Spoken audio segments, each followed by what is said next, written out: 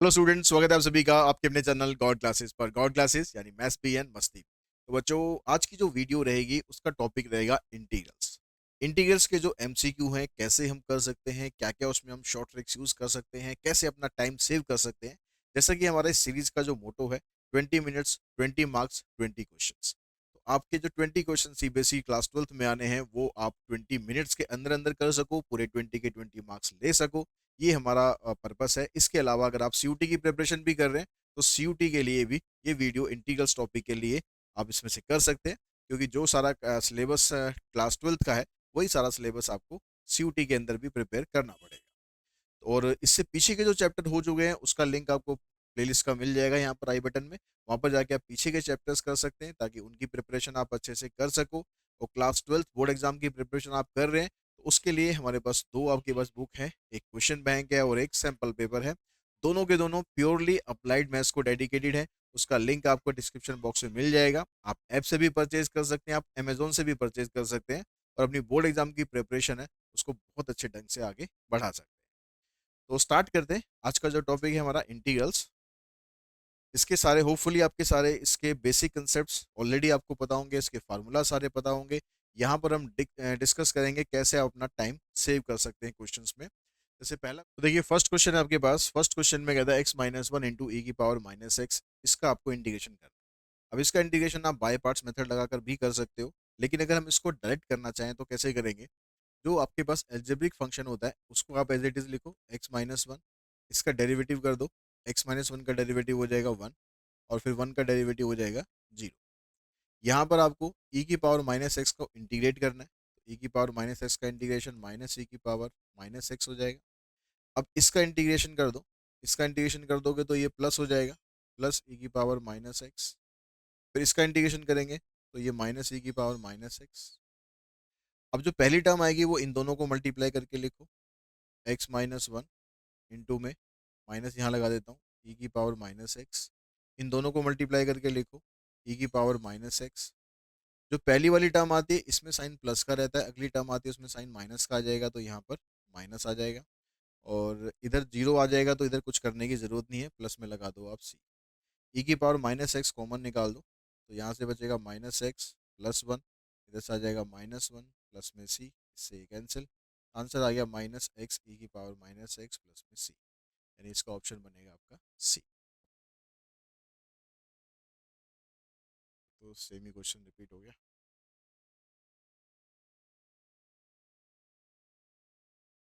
2 की power 2x into में 3x dx is equals to. आपको यहाँ पर इसको इंटीग्रेट करना है, तो यहाँ जो 2 की पावर 2x है आप इसको 2 की पावर 2 कर लो। 2 की पावर 2 मतलब 4x कर लो। 4 की पावर x इंटू 3 की पावर x dx। तो दोनों यहाँ पर मल्टीप्लाई करो, 4 इंटू 3 12 हो जाएगा। 12 की पावर ये x हो गया। अब इसमें आप a की पावर x को इंटीग्रेट कर दो। a की पावर x का फार्मूला रहता है a की power x divided by log a plus में c। ऑप्शन देखो यहाँ पर 12 की power x and log 12 plus में c। ऑप्शन आ जाएगा इसका a। तो थर्ड का जो ऑप्शन है वो रहेगा ए। यहाँ पर कहता है e⁻2x³ plus 2 log x dx equals to. E की पावर में यहाँ पर बीच में प्लस लग रहा है तो आप इसको अलग कर लो ऐसे। e⁻2x³ प्लस इंटू में e⁻2 log x। इसके बेस में ई लिखा हुआ है, ई को आप लिखो या मत लिखो कोई फर्क नहीं पड़ता। देखो ई की पावर में कभी भी लॉग होगा तो आपको यहाँ अगर ई और लॉग के बीच में कुछ आ रहा है ना, पहले उसको हटा दो वहां से। उसको अगर आप हटाते हो तो ये क्या बन जाएगा, ई की पावर ये आ जाएगा लॉग x²। अब ये ई और लॉग दोनों आपस में खत्म हो जाते हैं, खाली x² बचता है। तो e⁻2x³ इंटू में x² dx। अब ये आपका क्वेश्चन बच गया। अब इसमें आपको पता है कि इसका अगर हम डेरिवेटिव करेंगे तो इसमें स्क्वायर वाली टर्म आ जाएगी। इसको हम पुट कर देते हैं टी। 2x³ को टी पुट कर दिया तो आ जाएगा 6x² dx equals to dt।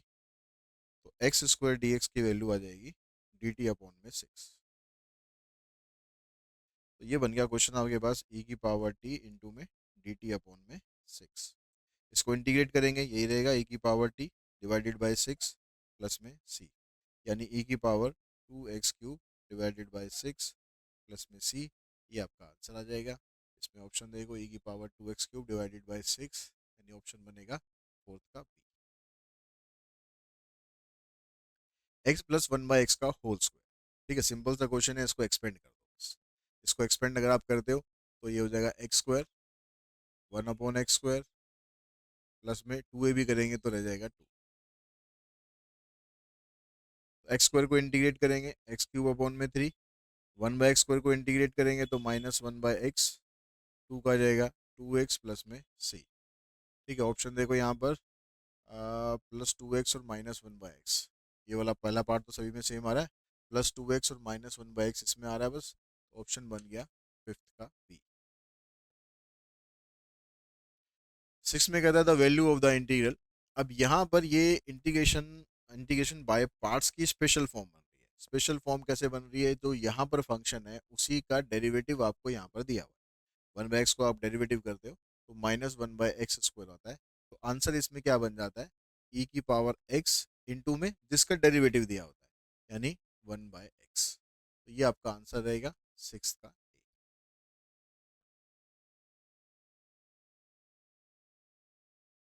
तो नेक्स्ट क्वेश्चन, आपको जब भी इस तरह का क्वेश्चन दिया रहेगा, हमेशा आपको रेशनलाइज करके स्टार्ट करना है। तो इसको हमने रेशनलाइज किया, ऊपर आ जाएगा देखो √x+2, यहाँ पर माइनस का साइन है, ऊपर प्लस आ जाएगा। इसी से मल्टीप्लाई करना है आपको ऊपर भी और नीचे भी। वो चाहे आप बाद में लिख लो चाहे पहले लिख लो, उससे कुछ फर्क पड़ता नहीं। इधर ये लिख लिया हमने जो दे रखा था क्वेश्चन में।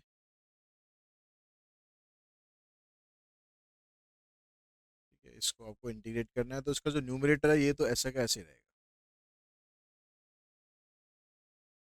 नीचे आइडेंटिटी लगाएंगे हम, a+b a-b की, तो a का स्क्वायर करेंगे x+2 आ जाएगा, b का स्क्वायर करेंगे x+1 आ जाएगा। यहाँ पर इस x से x कैंसिल हो जाएगा, नीचे 2 - 1 1 आ गया, तो रहेगा आपके पास x+2 प्लस x+1। इसको अगर आप इंटीग्रेट करते हैं तो आ जाएगा x+2 की पावर 3/2, और ये नीचे यहाँ पर आ जाएगा प्लस, दोनों में इसमें पावर रूल हमने लगा दिया।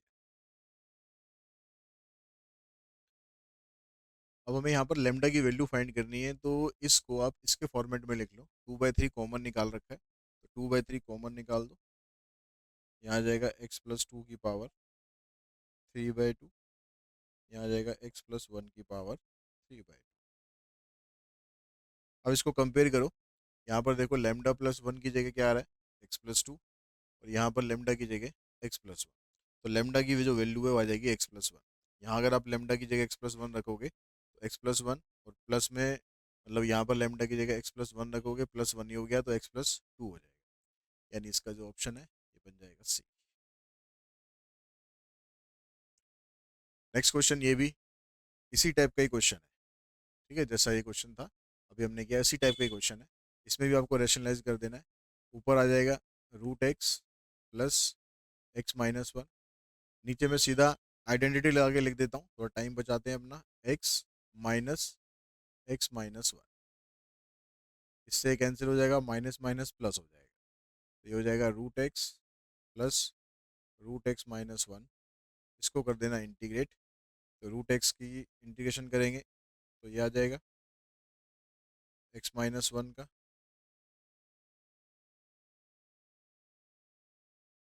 ठीक है, प्लस में c।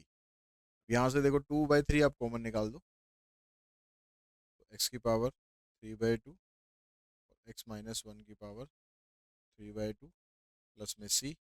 यहाँ से इसको कंपेयर करोगे तो लेमडा की जगह आ रहा है 2/3, तो जो एट्थ है उसका ऑप्शन बन जाएगा डी। ठीक है, जो हमने ये वाला क्वेश्चन करा था बिल्कुल सेम इसी की तरह ये क्वेश्चन।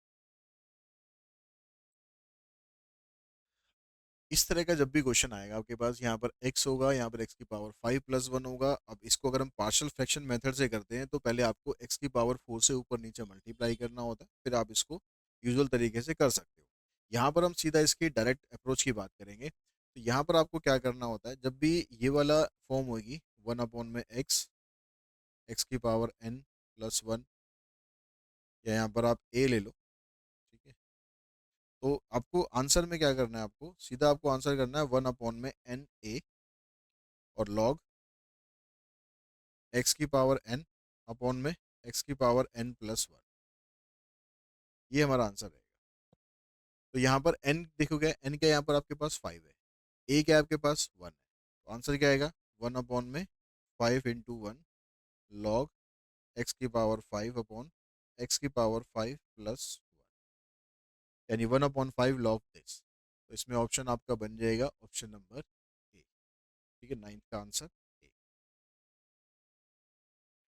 10th में यहाँ पर x² है, 3x है, -1 है, नीचे x+1 का होल स्क्वायर है। तो यहाँ पर न्यूमरेटर और डिनोमिनेटर दोनों की डिग्री सेम आ रही है, तो जब भी दोनों की डिग्री सेम होगी तो आपको न्यूमरेटर की डिग्री रिड्यूस करनी है। रिड्यूस कैसे करेंगे, डिवाइड करके। तो ऊपर जो x² प्लस में 3x -1 है, इसको आपको डिवाइड कर लेना है किससे, नीचे इसको खोल के, x² प्लस 2x+1। तो यहाँ पर 1 से करेंगे इसको, x² plus 2x+1 sign change, ये कैंसिल, तो हो जाएगा x-2। तो ये बन जाएगा आपके पास, कैसे लिखेंगे इसे, 1 प्लस में x-2 अपॉन में x+1 का होल स्क्वायर। इसको हम इंटीग्रेट करना है। अब इसमें जो 1 है, 1 का इंटीग्रेशन तो आपका बन जाएगा x इसमें यहाँ भी आ रहा है, यहाँ भी आ रहा है, यहाँ भी आ रहा है, तो ये वाला ऑप्शन तो आपका खैर है नहीं। 10th का जो ए पार्ट है वो तो नहीं। ठीक। अब इनमें से कौन सा आपका ऑप्शन है, ऊपर यहाँ नीचे x+1 का स्क्वायर आ रहा है, तो ऊपर आप ये वाली जो टर्म है ना, इस 1 को तो मैं अलग कर देता हूँ। ठीक है, इसको आप कैसे लिख लो, इसको ऐसे लिख लो x+1 -3, ताकि ये वाली टर्म को आप नीचे इसके साथ अलग कर सको और इसके साथ आप इसको अलग कर सको।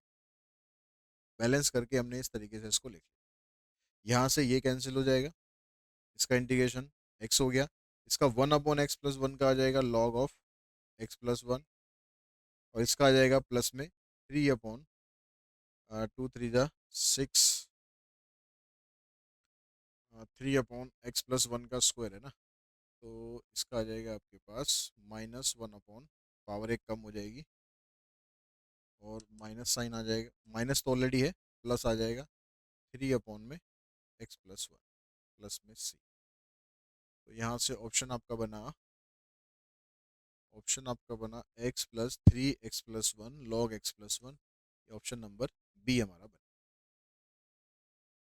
तो इस क्वेश्चन को देखो, ये भी जो पार्शियल फ्रैक्शन की आपको ट्रिक बताई है उसी तरह से हो जाएगा ये। यहाँ पर देखो आपके पास 1/n(a), n तो n ही रहेगा, a की वैल्यू देखो यहाँ पर -1। ठीक है, तो यहाँ पर आ जाएगा log x की पावर n अपॉन में x की पावर n-1। तो आंसर आपका ये भी हो सकता है -1/n log x की पावर n अपॉन में x की पावर n-1। ये भी आंसर हो सकता है। तो ये आपको ऑप्शन में, यहाँ पर ये माइनस होना चाहिए, यहाँ पर ये माइनस होना चाहिए। अगर आप इसको प्लस करोगे, तो इसको प्लस करोगे तो ये आपका ऊपर आ जाएगा x की पावर n-1 अपॉन में x की पावर n। ठीक है, इस तरीके से होगा। तो या तो ये आंसर होगा या ये आंसर होगा, यहाँ थोड़ा मिस प्रिंटिंग है, तो इसको थोड़ा ध्यान। ये वाला जो क्वेश्चन है ये बनता है आपका बाय पार्ट्स की स्पेशल फॉर्म में, इसको आपको थोड़ा सा कन्वर्ट करना पड़ेगा, डायरेक्टली नहीं दे रखा है लेकिन थोड़ा सा आपको इसको कन्वर्ट करना पड़ेगा। कैसे, e की पावर x इंटू इसका, ये ऊपर वाले को हम ऐसे अलग कर दें 1 - x का होल स्क्वायर, और नीचे आपके पास ये है। ऊपर आप क्या करो, इसको 1² प्लस x² -2 भी करेंगे तो ये आ गया। अभी जो नीचे वाली टर्म है ना, इसके साथ अलग कर दो, इसके साथ अलग कर दो, इससे ये कैंसिल। तो आपके पास क्वेश्चन अब ये बन गया 1/(1 + x² -2x अपॉन में 1 + x² का होल स्क्वायर। अब आप देखोगे भाई, इसका जो डेरिवेटिव है ये होता है, तो बाय पार्ट्स की जो स्पेशल फॉर्म है, इसका डेरिवेटिव अगर ये दिया हुआ है तो आंसर में ये वाली टर्म आ जाती है और e की पावर x आ जाता है, यानी e की पावर x इंटू 1/(1 + x²। इसमें देख लो ऑप्शन आपका फर्स्ट ऑप्शन ही बन रहा है, 12th का ए पार्ट आ जाएगा आंसर। उसके बाद नेक्स्ट जो क्वेश्चन है नेक्स्ट जो क्वेश्चन है आपके पास, इसमें इसमें भी देखो आपको ऐसे ही ब्रेक करना पड़ेगा। जब भी ई की पावर एक्स मल्टीप्लाई में दे रखा हो तो हमेशा देखो कि बाय पार्ट्स की स्पेशल फॉर्म बन रही है नहीं बन रही है।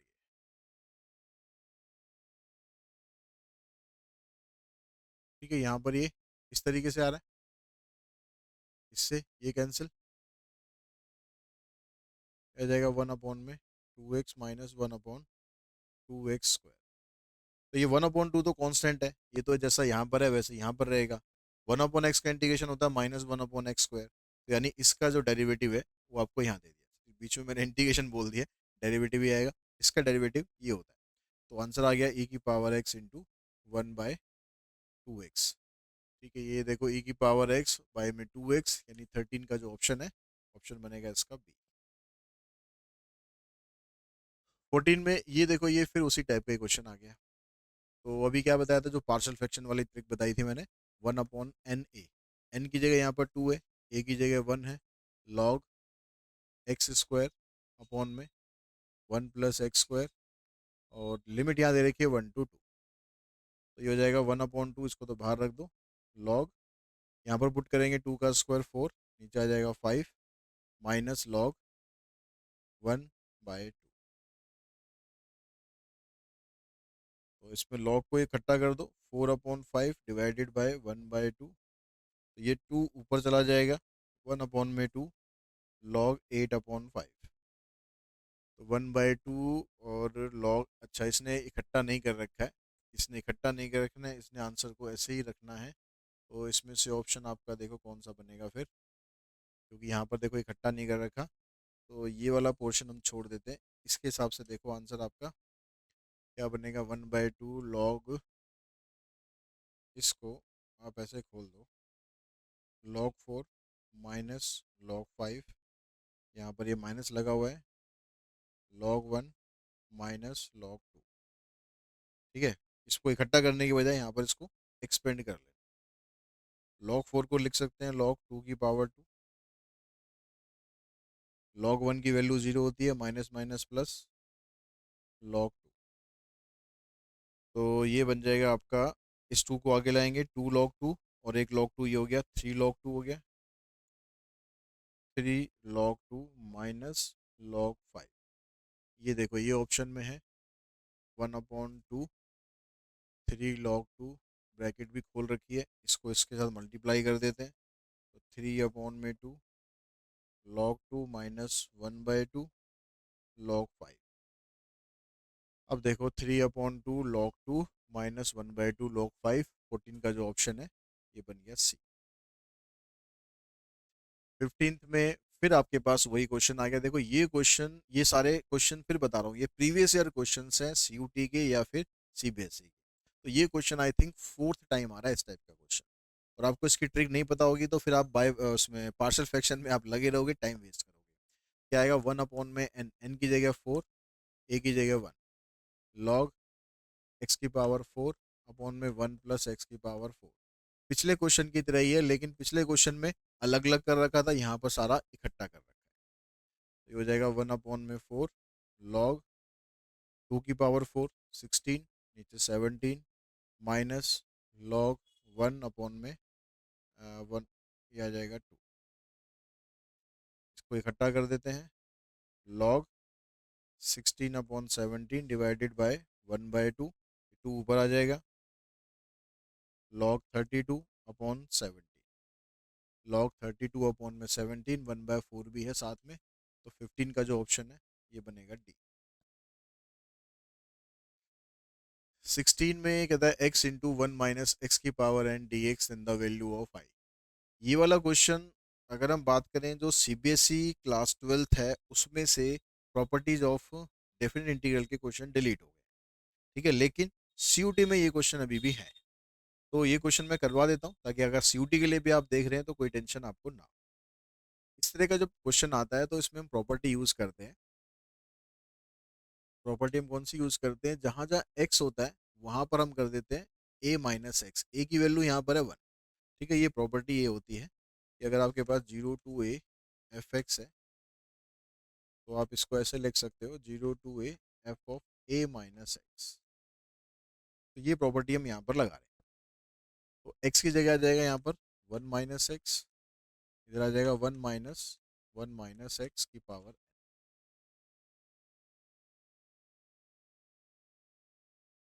यहाँ पर ये 1 से 1 कट जाएगा, माइनस माइनस प्लस हो जाएगा, एक्स की पावर n को इससे इंटू कर देंगे आप, एक्स की पावर n माइनस एक्स की पावर n+1। इसको इंटीग्रेट करेंगे तो एक्स की power n+1 upon n+1 minus x की power n+2 upon n+2, limit रहेगी 0 to 1। तो 1 की पावर यहाँ पर कुछ करते हैं तो 1 आ जाएगा, यहाँ पर 1 की पावर n+2, और इन दोनों को आप सॉल्व करते हैं एलसीएम लेके, तो ये आ जाएगा n+1 इंटू में n+2, ऊपर आ जाएगा 1। इसका जो ऑप्शन है ये बनेगा 16 का ए पार्ट। 17 में यहाँ पर ये ग्रेटेस्ट इंटीजर फंक्शन है। तो ग्रेटेस्ट इंटीजर फंक्शन में आपको पहले तो ये देखना है कि इसके बीच में इंटीजर्स कौन कौन से आ रहे हैं। ठीक है, ये जो -1 से 2 की लिमिट आपके पास है, इसके बीच में इंटीजर 0 भी आएगा, 1 भी आएगा। तो आपको इसको ब्रेक करके 3 इंटीग्रल में कन्वर्ट करना है, -1 to 0, फिर उसके बाद 0 to 1, और फिर 1 to 2। और जो ग्रेटेस्ट इंटीजर फंक्शन होता है उसकी प्रॉपर्टी ये होती है कि अगर आप उसमें कोई भी वैल्यू पुट करते हो तो उससे पहले जो इंटीजर आता है वो उसका आंसर होता है। तो -1 से 0 के बीच में आप कोई भी वैल्यू पुट करोगे, इसकी वैल्यू हमेशा -1 ही रहेगी, क्योंकि इन दोनों में से छोटा इंटीजर है वो ये है। तो ये क्या बनेगा आपके पास, -1। ऐसे यहाँ पर क्या बनेगा, 0, यहाँ पर क्या बनेगा, 1। तो इसको इंटीग्रेट करते हैं तो -x आ गया, लिमिट -1 to 0, इसका कुछ करना नहीं है तो 0 रहेगा, इसका आ जाएगा x, लिमिट आएगी 1 to 2। तो यहाँ पर 0 पुट कर दोगे, माइनस का साइन, फिर यहाँ -1 पुट करोगे, ऑलरेडी यहाँ माइनस है तो +1 हो जाएगा, यानी इधर से 2 -1, -1 -1 -2 हो गया, +2 हो गया, आंसर आ गया इसका 0। 17 का ऑप्शन बन गया D. The value of the integral this. अब ये बन गया आपका पार्शियल फ्रैक्शन का क्वेश्चन। अब इस क्वेश्चन के अंदर अगर आप यहाँ से ए और बी की वैल्यू, आपको इसको हम कैसे करते हैं ब्रेक, इसको हम इस तरह से करते हैं ना, नॉर्मली जो तरीका है, ये वाली जो टर्म आती है इसको हम पुट कर देते हैं ऐसे, a/x+1 b/x+2, फिर हम ए और बी की वैल्यू निकालते हैं, फिर हम अपना आंसर निकालते हैं। तो यहाँ पर मैं आपको एक ही चीज़ बताऊंगा, उसी से आपका आंसर भी निकल जाएगा। ठीक है, कंप्लीट आंसर निकल जाएगा, साथ में ए की वैल्यू भी निकल जाएगी। तो वैल्यू आपको ए की कैसे निकालनी है, ए के नीचे क्या है, x+1, इसको अगर हम 0 के बराबर पुट करें तो x की वैल्यू क्या आएगी, -1। तो आपको यहाँ पर ये जो क्वेश्चन है इसके अंदर -1 पुट कर देना है x की जगह पर, केवल उसको छोड़ देना है जहां से हमने वैल्यू निकाली थी, मतलब आप इसको छोड़ देंगे। ठीक है, अब यहाँ पर -1 पुट करेंगे तो ऊपर -1 आ गया, नीचे -1 प्लस में 2 1 आ गया, मतलब दोनों को हमने सॉल्व किया तो क्या आएगा, -1। ठीक है, फिर आपको लिखना है लॉग, और इसके नीचे क्या था, x+1। ये इसका साथ साथ इंटीग्रेशन भी हो गया, साथ साथ वैल्यू भी हो गई। ए की वैल्यू -1 आएगी, फिर उसको इंटीग्रेट करोगे तो ये आ जाए। ऐसे जब आप बी की वैल्यू यहाँ से, बी के नीचे क्या, x+2, इसको जब 0 के बराबर पुट करोगे तो x की वैल्यू आएगी -2। अब आपको क्या करना है, ये छोड़ देना है। ठीक है, ये छोड़ देना है, यहाँ पर आपको पुट कर देनी है, x की वैल्यू पुट करोगे ऊपर -2, नीचे -2 + 1, -1 आएगा, माइनस माइनस प्लस हो जाएगा, यानी वैल्यू 2 आई। तो क्या बनेगा इसका इंटीग्रेशन, 2 log x+2, लिमिट क्या दे रखी है, 1 to 2। तो इंटीग्रेशन तो आपका हो गया, बस अब लिमिट अप्लाई कर देनी है, तो आ जाएगा -log 2 + 1 हो गया 3, +2 log 4, फिर माइनस का साइन, 1 पुट करेंगे इधर, -log 2 +2 log 3, तो ये हो जाएगा -log 3। यहाँ से जो 2 आ रहा है इसको इधर पावर में पहुँचा दो आप, log 4 की power 2, minus minus plus log 2, ये माइनस log 3 की पावर 2, तो -log 3 plus log 16 plus log 2 minus log 9। अब जो प्लस वाली टर्म्स है उनको ऊपर ले आओ, log 16 × 2, जो डिवाइड वाली टर्म है ये आ जाएंगे नीचे, तो आंसर आ जाएगा आपका log 32/27। तो log 32/27, 18 का जो आंसर है ये रहेगा सी। 19th में ये फिर प्रॉपर्टीज ऑफ डेफिनेट इंटीग्रल आ गया। इसमें क्या करना होता है आपको, जो भी मॉड वाले क्वेश्चन होते हैं, जो मॉड वाली जो वैल्यू दे रखी है, फंक्शन दे रखा है, उसको आप जीरो के बराबर पुट कर लो, तो यहाँ से एक्स की वैल्यू देखोगे तो 5 आएगी। और लिमिट क्या थी आपकी, 0 to 5, तो ये वाली वैल्यू आपकी यही आ रही है।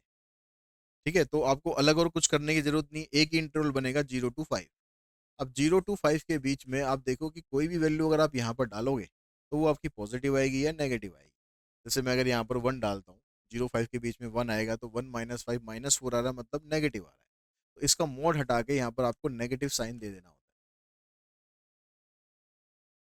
तो ये बन जाएगा, इसका इंटीग्रेशन करेंगे x² / 2 -5x limit 0 to 5। 5 put कर दोगे 25/2 -25, जीरो पुट करोगे दोनों जगह तो जीरो ही आना। तो 20 इसका ब्रैकेट खोल दो, तो 25 में से इसका हाफ माइनस करोगे तो 25/2 ही बचेगा। ऑप्शन आ जाएगा 19 का ए। उसके बाद क्वेश्चन नंबर 20, यहाँ पर रूट एक्स प्लस में 2 पाई - एक्स ये आपको दे रखा है। तो इसमें अगर मैं आपको बताऊं सीधा फार्मूला, तो इसका जो आंसर है ये आएगा b - a/2। बी क्या है, 3 पाई/2। ए क्या है, पाई/2। अपॉन में क्या आ जाएगा, 2। तो 3 पाई - 2 पाई/2, ये वाला 2 इधर आ जाएगा, इससे कैंसिल, आंसर आ जाएगा इसका पाई/2। तो इसका ऑप्शन बन जाएगा आपके पास सी। ठीक है, ये आपको कहाँ पर लगाना है, जब भी आपके पास ये वाली प्रॉपर्टी बनती है, a to b, यहाँ पर fx हो, यहाँ पर fx प्लस में fa+b - x, तो वहाँ पर आप ये वाली प्रॉपर्टी यूज़ कर सकते हो। इसका आंसर हो जाता है b - a/2। तो आप यहाँ पर देखोगे, यहाँ पर ये रूट एक्स है, यहाँ भी रूट एक्स है, इन दोनों का सम करोगे तो 2 पाई आएगा, तो 2 पाई - x, तो ये वाली प्रॉपर्टी वहाँ पर लग। नेक्स्ट क्वेश्चन में देखो, यहाँ कहता है पाई/, में x⁻n+1 - x। तो इसमें से आप क्या करो, एक तो पाई कांस्टेंट है उसको बाहर निकाल दो, यहाँ आ गया 1/x कॉमन निकालो, तो यहाँ रह जाएगा x⁻n-1। तो ये वही पार्शियल फ्रैक्शन वाला फॉर्म बन गया। तो यहाँ पर आ जाएगा, ऊपर पाई है तो पाई तो लिखना ही है आपको, n की जगह n हो गया, a की जगह यहाँ पर -1 हो गया, लॉग x⁻n/(x⁻n-1)। ठीक है, अब यहाँ पर ये माइनस आ रहा है, इस माइनस की वजह से लॉग का जो आर्गुमेंट है उसको आप एक्सचेंज कर दो, तो हो जाएगा पाई/n लॉग x⁻n-1 ऊपर कर देना, x⁻n नीचे कर देना। इसमें ऑप्शन बन गया आपका फर्स्ट। नेक्स्ट क्वेश्चन देखिए, इसमें आपको इसको सॉल्व करना है। अब इसको सॉल्व करने के लिए थोड़ा सा आपको यहाँ पर एडजस्टमेंट करने पड़ेंगे। ऊपर से आप एक काम करेंगे, x² कॉमन निकाल देंगे। x² कॉमन निकालेंगे तो ये आएगा आपके पास a/x² - b। नीचे से आप इस ब्रैकेट में से x कॉमन निकालना, तो ये रहेगा a/x प्लस में b और फिर इसका होल स्क्वायर।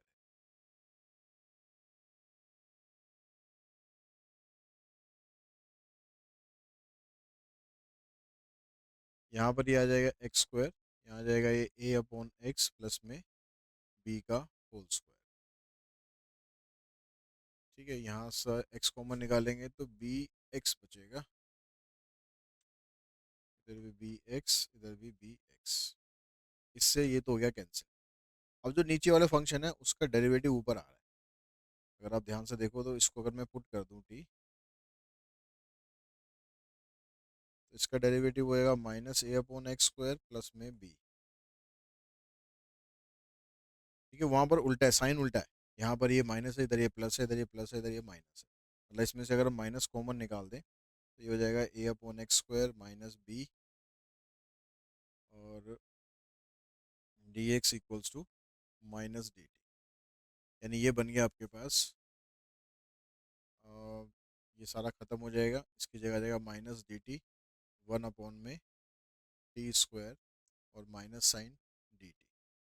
ठीक है, इसको अगर आप इंटीग्रेट करते हो तो आ जाएगा -1/t यानी +1/t हो गया। टी की जगह अब वापस ये वैल्यू डाल दो, वन अपॉन में a/x प्लस में bx। सी की आपको ज़रूरत नहीं है क्योंकि डेफिनेट इंटीग्रल हम कर रहे हैं, लिमिट लगा दो, तो आ जाएगा वन अपॉन में a प्लस बी। ज़ीरो आप यहाँ पर डालोगे, इसका अगर हम एलसीएम लेंगे ना तो ये x ऊपर आ जाएगा आपके पास, मतलब ये एक ऐसे बन जाएगा, क्योंकि जीरो आप यहाँ तो डाल नहीं सकते, तो ये ऐसे बन जाएगा x अपॉन में a plus b x square.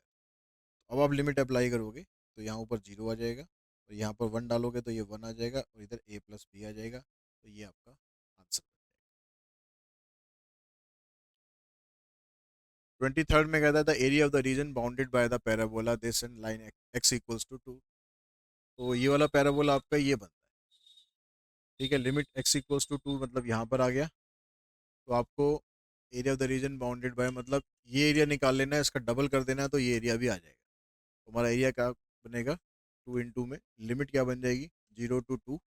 और जब आप x की लिमिट लेते हो तो आपको फंक्शन भी x की टर्म्स में रखना है, मतलब यहाँ से आपको y की वैल्यू निकाल लेनी है। तो y की वैल्यू बनेगी √8 और √x। √8 को बाहर निकालेंगे तो 2√2 हो जाएगा, 2 ऑलरेडी बाहर है, यानी 4√2, 0 to 2, और ये आ जाएगा √x। तो इसको अगर आप इंटीग्रेट करते हो x की पावर 3/2, इधर 2/3, लिमिट 0 to 2, 8√2 अपॉन में 3, यह आ जाएगा 2 की पावर 3/2 -0। 2 की पावर 3 हो गया 8, 8 का स्क्वायर रूट करेंगे तो 2√2 फिर से आ जाएगा, 2√2, 8 दूनी 16, 16 दूनी 32, 32/3, 32/3, 23 का आंसर रहेगा बी। 24 में कह रहा है Y square equals to 4x, तो फिर से वही पैराबोला आ गया। लिमिट x इक्वल्स टू 1 है, x इक्वल्स टू 4 है, और फर्स्ट क्वाड्रेंट का एरिया बताना है, मतलब सिर्फ ये बताना है। वही पिछले क्वेश्चन की तरह हो जाएगा, लिमिट इसमें 1 to 4 आ जाएगी, y की वैल्यू यहाँ से निकालोगे, 4 का स्क्वायर रूट हो जाएगा 2, और ये आ जाएगा √x। तो 2 x की पावर 3/2, इधर 2/3, लिमिट आ गई 1 to 4, 4/3, 4 की पावर 3/2, -1 की पावर तो कितनी भी कर लो वो तो वन ही रहना। तो 4 की पावर 3 हो जाता है 64, 64 का स्क्वायर रूट कर दो, आ जाएगा 8, 8 4 जा 32, और 8 -1 कर दो सीधा यहाँ पर, और 7 को इससे मल्टीप्लाई कर दोगे तो 28/3, ऑप्शन आएगा 24 का ए। यहाँ पर कहता है कि curve x square equal to 4y है, यानी ये पैराबोला आपका बनेगा, ये वाला ऊपर वाला, एक्स एक्सिस ये हो गया, एक्स इक्वल्स टू 3 की लाइन आपकी ये हो गई, तो इनके बीच में बाउंड हो रहा है वो ये वाला एरिया बाउंड हो रहा है, तो लिमिट वही 0 to 3 बन जाएगी, लिमिट 0 to 3। और जो कर्व से y की वैल्यू निकालनी है, y की वैल्यू निकालोगे तो आएगी x² अपॉन 4, तो ये बन गया x³ अपॉन में 3, 4 ऑलरेडी है यहाँ पर, लिमिट 0 to 3, 3 की पावर 3 हो जाएगा 27/12, जीरो पुट करेंगे तो जीरो, 3 × 4 = 12, 3 × 27, 9/4 यूनिट, तो 25 का जो आंसर है ये बनेगा बी। 26, इसमें y इक्वल्स टू x² यानी वही पैराबोला है ऊपर वाला, x इक्वल्स टू 0 की लाइन ये हो गई, x y एक्सिस, और x equals to pi, x equals to pi ये हो गया, तो इनके बीच में वही ये वाला एरिया बाउंड हो रहा है। The area bounded by the curve y equals to x², x equals to 0 इधर हो गया आपके पास, x इक्वल्स टू पाई, या यहाँ पर या तो y इक्वल्स टू 0 होना चाहिए था, क्योंकि ये लाइन से बाउंड होगा हमारा ये एरिया होगा, इस लाइन से बाउंड कर रहे हैं तो फिर तो ये नीचे तक बहुत सारा एरिया हो सकता है, लेकिन ये फर्स्ट क्वाड्रेंट में पूछ रहा है, लेकिन ये बाउंड तो कहीं होएगा ही नहीं। वाई इक्वल्स टू 0 लेके चेक करते हैं, हो सकता है यहाँ पर प्रिंटिंग मिस्टेक हो। तो लिमिट आपकी आ जाएगी 0 to पाई, और एक्स की वैल्यू आएगी यहाँ से √y, सॉरी वाई की वैल्यू x² है, तो ये आएगा एक्स क्यूब अपॉन में 3, लिमिट 0 टू पाई, तो पाई क्यूब अपॉन में 3। तो आंसर बनना चाहिए इसका बी। तो 26 का जो ऑप्शन है वो बी ठीक है, मतलब यहाँ पर क्वेश्चन में y इक्वल्स टू जीरो करना, क्योंकि इस लाइन पर x एक्सिस पर हमेशा y जीरो रहता है। इस पर अगर आप देखोगे तो इस पर तो हमेशा x जीरो रहता है, लेकिन इसके हिसाब से ये बाउंड होगा नहीं, बाउंड ये इसी से। The area enclosed by the ellipse. अब ये इलिप्स के जो क्वेश्चन है अप्लाइड मैथ्स में अगर आप करते हो तो इसका मतलब है कि आपको ट्रिग्नोमेट्री यूज करनी पड़ेगी। ट्रिग्नोमेट्री हमारे सिलेबस में है नहीं, लेकिन सीयूटी में क्वेश्चन आए हुए हैं, ठीक है। और इसमें जो कॉमन वाला पार्ट है ना उसमें भी आ सकते हैं ये। तो इसमें आपको क्या करना है, इलिप्स का आप सीधा एक फार्मूला यूज करो। एरिया ऑफ इलिप्स का फार्मूला सीधा मैं आपको बता रहा हूँ, ये होता है पाई ए बी। ए की वैल्यू क्या है यहाँ पर, ये जो 9 है ये ए होता है और ये 6 बी हो गया। तो हो जाएगा पाई इंटू 9 इंटू 6, आंसर आएगा 54 पाई, यानी 27 का जो ऑप्शन है वो बनेगा B. The area of the region bounded by the line this x equals to 0, y equals to 1, y equals to -1। तो देखो इसमें जो आपका पहले तो इसकी लाइन ड्रॉ करनी पड़ेगी आपको। x को अगर जीरो करते हैं तो y की वैल्यू आ जाएगी आपके पास -3/2, y की वैल्यू -3/2। और y को जीरो करते हैं तो x आएगा 3। तो ये लाइन गई आपकी, ठीक है। x इक्वल्स टू 0 यहाँ पर होता है, y इक्वल्स टू 1 इधर हो गया, y इक्वल्स टू -1, यहाँ पर ये -3/2 है तो -1 यहाँ से कहीं जाएगा। तो इन सब से जो आपका एरिया बाउंड हो रहा है वो एरिया बन रहा है ये वाला,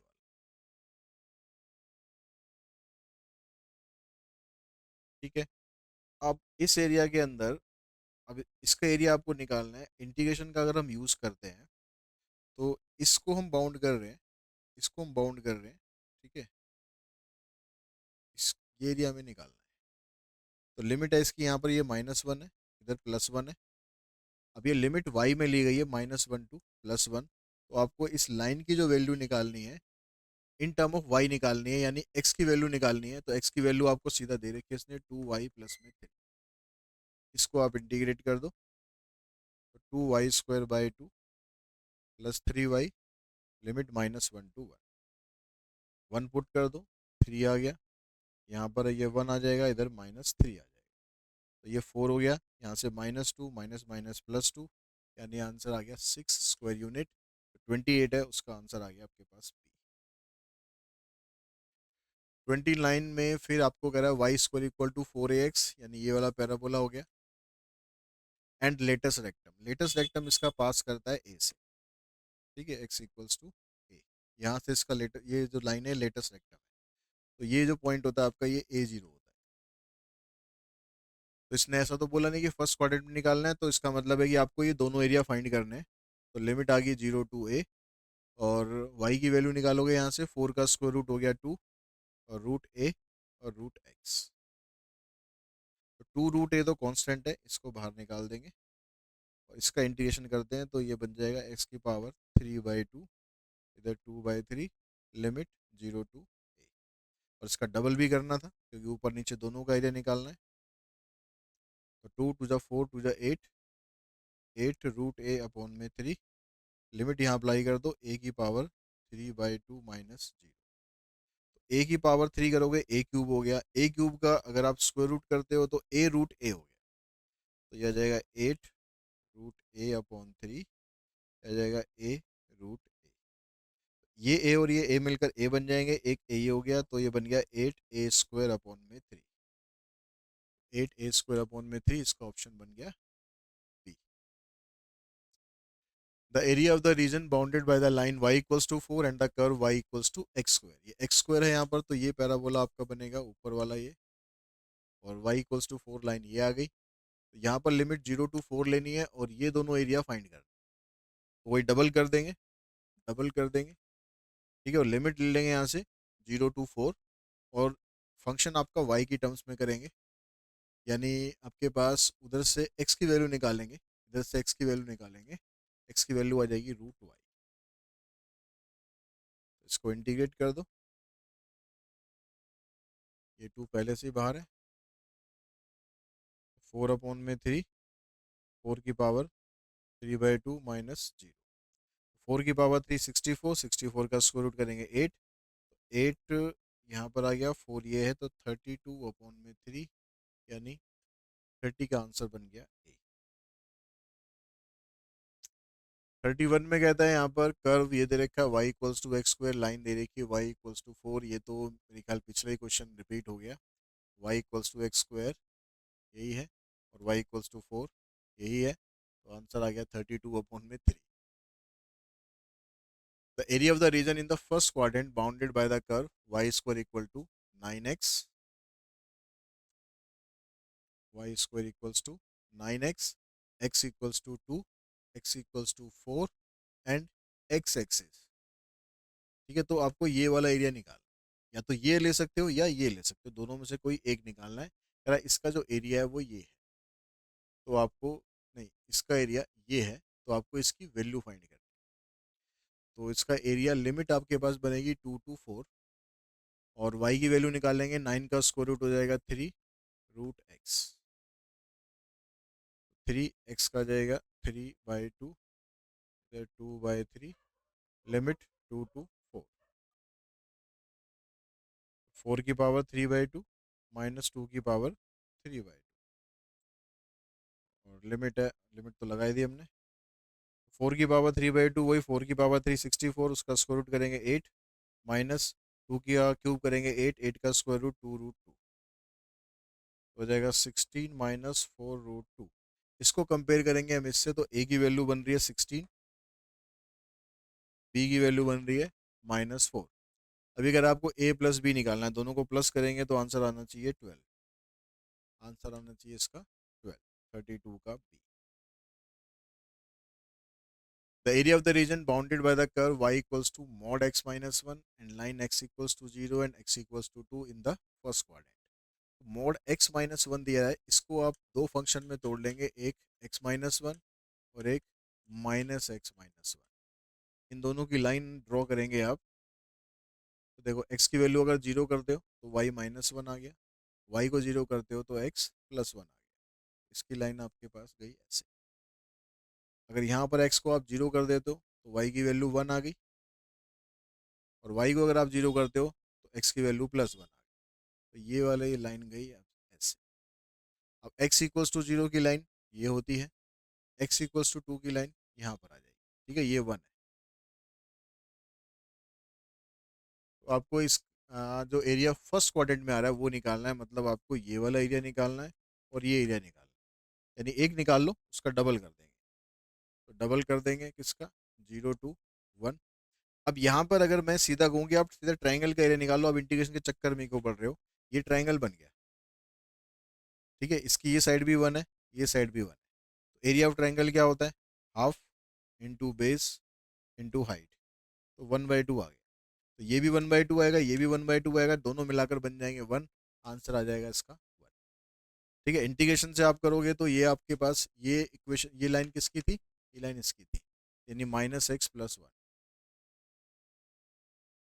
इसको इंटीग्रेट करो,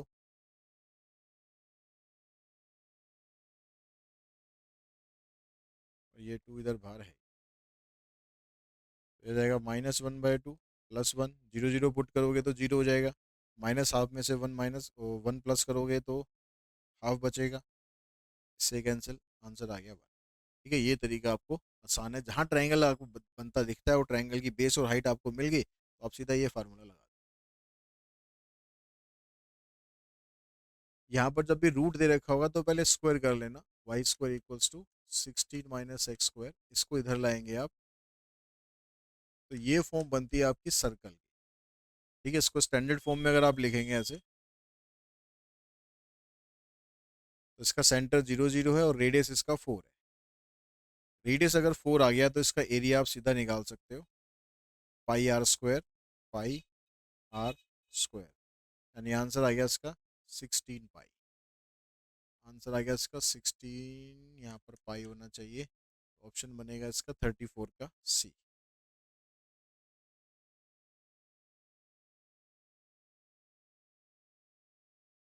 अच्छा, एक्स एक्सिस से ये बाउंड हो रहा है, एक्स एक्सिस से ये बाउंड भी हो रहा है, तो ये फिगर आपकी देखो ऐसे होगी। सर्कल का सेंटर 0 0 आ गया, रेडियस इसका 4 हो गया, ये सर्कल बन गया। तो ये कह रहा है एक्स एक्सिस से अगर आप इसे बाउंड करोगे तो या तो आपको ऊपर का एरिया निकाल लेना चाहिए या नीचे का निकालना चाहिए, यानी आपको सेमी सर्कल का एरिया निकाल देना है। सेमी सर्कल बनेगा इसका, आंसर आएगा इसका 8 पाई। तो ये आंसर नहीं होगा इसका, आंसर होगा इसका 8 पाई। ठीक है, अगर वो एक्स एक्सिस नहीं होता तो आंसर होता इसका 16 पाई। तो इसी क्वेश्चन के साथ ही जो इंटीग्रल वाली ये वीडियो है इसको हम यहाँ पर फिनिश करते हैं। आई होप इसमें जो मैंने आपको ट्रिक्स बताई हैं, जो तरीके बताए हैं, उससे आपको आपके एग्जाम में काफ़ी हेल्प मिलेगी। आज की इस वीडियो में इतना ही। Thanks all.